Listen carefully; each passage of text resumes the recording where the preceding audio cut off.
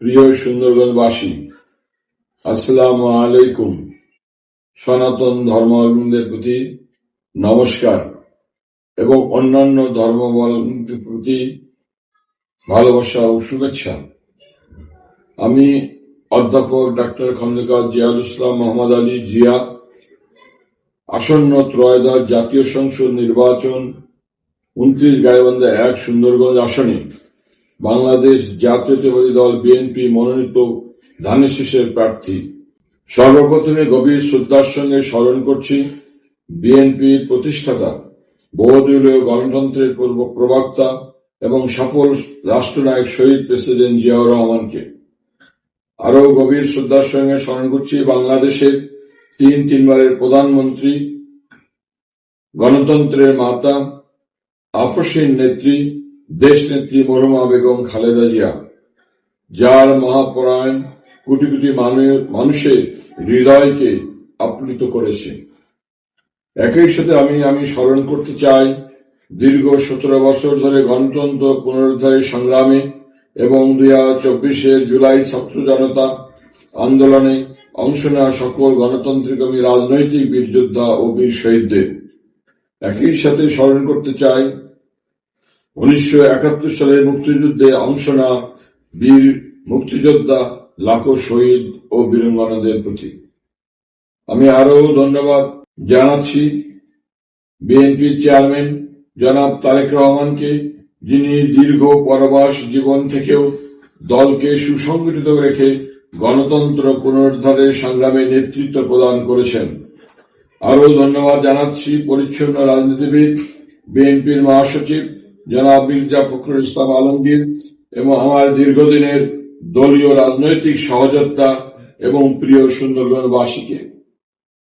প্রিয় সুন্দরবনবাসী, আগামী 12 ফেব্রুয়ারি 2026 ইংরেজি তারিখে অনুষ্ঠিত ত্রয়োদশ জাতীয় সংসদ নির্বাচনের মাধ্যমে আমরা বাংলাদেশের ইতিহাসের অন্যতম রাজনৈতিক পরিবর্তনের অংশীদার হতে যাচ্ছি। আপনারা যদি আমাকে মহান সংসদে আপনাদের প্রতিনিধিত্ব করার জন্য নির্বাচিত করেন, তবে সবার আগে বাংলাদেশ শীর্ষক দলীয় প্রতিপাদ্য স্লোগানকে সামনে রেখে সুন্দরবনবাসীর উন্নয়ন ও কল্যাণের জন্য আমার এবং আমার দল বিএনপির যে সকল পরিকল্পনা আছে তা আপনাদের দোয়া ও সহযোগিতা বাস্তবায়ন করতে সমর্থ হব ইনশাআল্লাহ। আমি আপনাদের নিকট আমার ভবিষ্যৎ পরিকল্পনা সমূহকে নির্বাচনী ইশতেহার আকারে উপস্থাপন করছি। সামাজিক নিরাপত্তা, সেবা খাত ও উন্নয়ন পরিকল্পনা সমূহ, সামাজিক নিরাপত্তা, নারীর ক্ষমতায়ন ও স্বাবলম্বীকরণকে লক্ষ্য রেখে বিএনপির চেয়ারম্যান জনাব তারেক রহমান ফ্যামিলি কার্ড প্রণয়ন করার প্রস্তাবনা পেশ করেছেন, যে একটি পরিবারের প্রধান নারী সদস্যের নামে দেওয়া হবে। এই কার্ডের মাধ্যমে সরকার একজন নারীকে সমসাময়িক খাদ্য মূল্যস্ফীতির সাথে সমন্বয় রেখে 2,500 টাকা প্রদান করবে, যা একজন নারীকে সামাজিক ও পারিবারিক ক্ষেত্রে তার মর্যাদাকে বৃদ্ধি করতে সহায়ক ভূমিকা পালন করবে। পর্যায়ক্রমিকভাবে 4 কোটি পরিবার এই কার্ডের আওতায় আসবে। আমার প্রধান লক্ষ্য থাকবে দ্রুততার সাথে সুন্দরগঞ্জের প্রতিটি পরিবারকে এই কার্ডের আওতায় নিয়ে আসা। একই সাথে নারী বান্ধব সমাজ প্রতিষ্ঠা, নারী ও শিশুর উপর নির্যাতন প্রতিরোধ, শিক্ষার প্রসারকল্পে পারিবারিক ও সামাজিক জনমত গড়ে তোলা। এছাড়াও সামাজিক নিরাপত্তা খাতের আওতাধীন যে সকল ভাতা, যেমন বিধবা ভাতা, বয়স্ক ভাতা, প্রতিবন্ধী ভাতা প্রচলিত আছে, তা যেন স্বচ্ছ প্রক্রিয়া বিতরণ করা হয়, সেই লক্ষ্যে ব্যবস্থা গ্রহণ করা। কৃষক ও কৃষি খাতের উন্নয়ন। বাংলাদেশ একটি কৃষি নির্ভরশীল অর্থনৈতিক দেশ। এরই পরিক্রমায় গোটা উত্তরাঞ্চল তথা সুন্দরগঞ্জের অধিকাংশ গ্রামীণ অধিবাসী তাদের কাজের উপর নির্ভরশীল। তাই আমি বিএনপি চেয়ারম্যান জনাব তারেক রহমানের পরিকল্পনার অন্যতম প্রধান অংশ কৃষক কার্ড এবং অন্তর্গত বিষয়গুলি প্রাধান্য দিয়ে নিম্নলিখিত আমার পরিকল্পনাগুলিকে সন্নিবেশিত করেছি।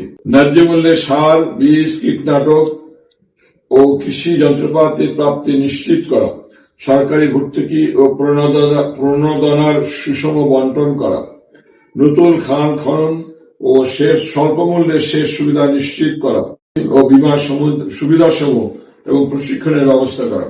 নতুন একটি উপজেলা স্থাপন করে প্রশাসনিক বিকেন্দ্রীকরণের মাধ্যমে সরকারি সেবাকে জনগণের দোরগোড়ায় পৌঁছাতে সামাজিক উদ্যোগ ভাবে গ্রহণ করা। শিক্ষা ব্যবস্থার আধুনিকায়ন। আধুনিক বিজ্ঞানসম্মত যুগোপযোগী শিক্ষা ব্যবস্থাই হল একটি জাতি তথা রাষ্ট্রের ভাগ্য পরিবর্তনের হাতিয়ার। শিক্ষা মানুষের মৌলিক অধিকার, এটি কোনো পণ্য নয়। তাই উন্নত শিক্ষা ব্যবস্থাকে মানুষের দোরগোড়ায় নতুন বিদ্যালয় স্থাপন এবং বিদ্যমান শিক্ষা প্রতিষ্ঠানের উন্নয়ন সাধন ও সংস্কার করা। ইংরেজি শিক্ষার প্রসারের লক্ষ্যে একটি ইংলিশ মিডিয়াম শিক্ষা প্রতিষ্ঠান স্থাপন করা। শিক্ষা প্রতিষ্ঠানের শিক্ষক নিয়োগের ক্ষেত্রে স্বচ্ছ প্রক্রিয়া অনুসরণ করার ব্যবস্থা গ্রহণ করা। মাল্টিমিডিয়া ক্লাসরুম স্থাপন, ট্যাব প্রদান এবং কারিগরি শিক্ষার প্রসার করা। স্বাস্থ্য সেবা খাতের উন্নয়ন ও সম্প্রসারণ আমার অন্যতম লক্ষ্য। আধুনিক সুযোগ সুবিধা সম্পন্ন নতুন হাসপাতাল স্থাপন এবং বিদ্যমান উপজেলা হাসপাতালের শয্যা ও অন্যান্য সুযোগ সুবিধা বৃদ্ধি করা। একটি বিশ্বমানের চক্ষু হাসপাতাল স্থাপন করা। মা ও শিশুর মৃত্যু হার কমানো এবং সংক্রামক রোগ প্রতিরোধে জনসচেতনতা বৃদ্ধি করা। ডাক্তার, নার্স ও জনবল, ঔষধ ও সামগ্রী নিশ্চিত করা। জনগণের কাছে স্বাস্থ্য কার্ড এবং এর অন্তর্ভুক্ত সুবিধাগুলোর সুষম বন্টন নিশ্চিত করা। উপজেলা হাসপাতাল সময়ে নতুন অ্যাম্বুলেন্স সরবরাহ করা। গ্রামীণ সড়ক অবকাঠামোর সম্প্রসারণ ও সংস্কার করা। পর্যাপ্ত ব্রিজ, কালভার্ট স্থাপন, বিদ্যমান সড়ক কাঠামোর প্রশস্তকরণ, সৌন্দর্যবর্ধন ও সংরক্ষণে উপযুক্ত ব্যবস্থা গ্রহণ করা।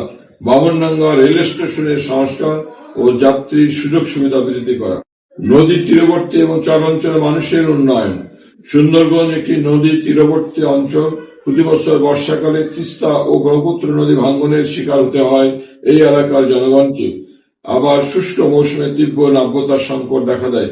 তাই নাব্যতা সংকট থেকে উত্তরণে বিএনপি তিস্তা বাঁচাও আন্দোলনের উদ্যোগ গ্রহণ করে এবং এতে জনগণের অভূতপূর্ব সাড়া পাওয়া যায়।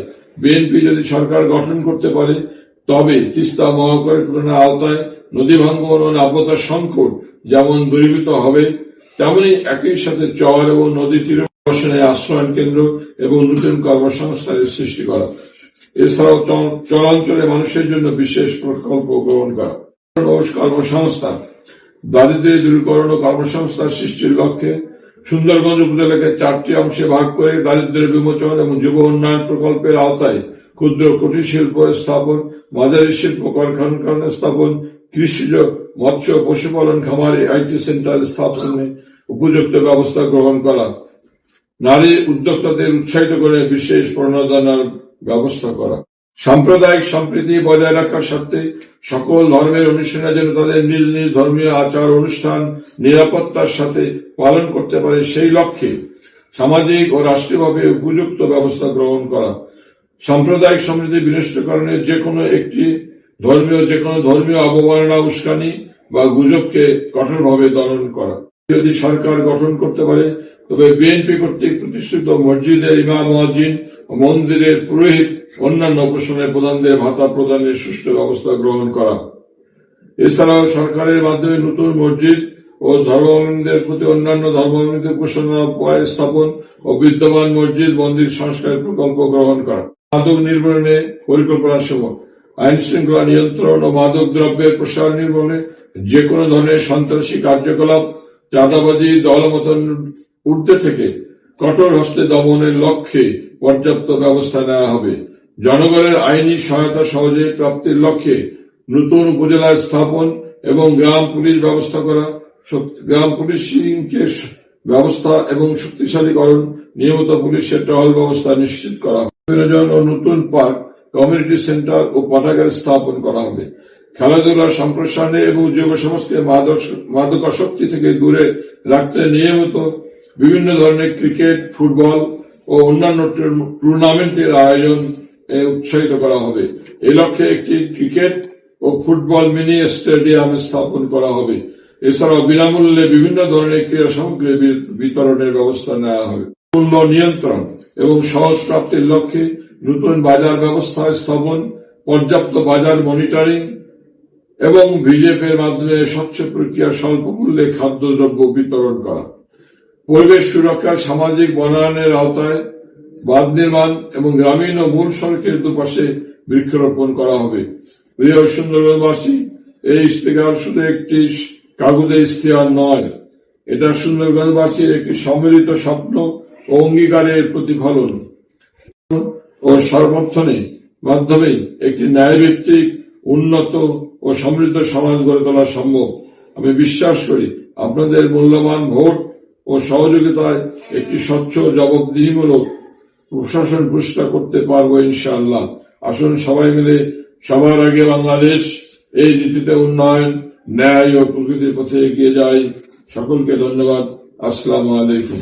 প্রিয় সুন্দরবনবাসী ভাই ও বোনেরা, এই ইশতেহার বাস্তবায়নের লক্ষ্যে আগামী 12 তারিখে ধানের শীষের ভোট দিয়ে আমাকে জয়যুক্ত করে আপনাদের সেবা করার সুযোগ দান করবেন এবং সুন্দরবনবাসীর উন্নয়নে আমি যাতে কাজ করতে পারি সেজন্য আমার জন্য দোয়া করবেন এবং আগামী 12 তারিখে ধানের শীষে ভোট দিয়ে জয়যুক্ত করবেন। বাংলাদেশ জাতীয়তাবাদী দল বিএনপি জিন্দাবাদ। শহীদ রাষ্ট্রপতি জিয়াউর রহমান অমরক, মরহুমা বেগম খালেদা জিয়া অমরক, তারুণ্যের অহংকার তারেক রহমান জিন্দাবাদ। ধন্যবাদ। আল্লাহ হাফেজ।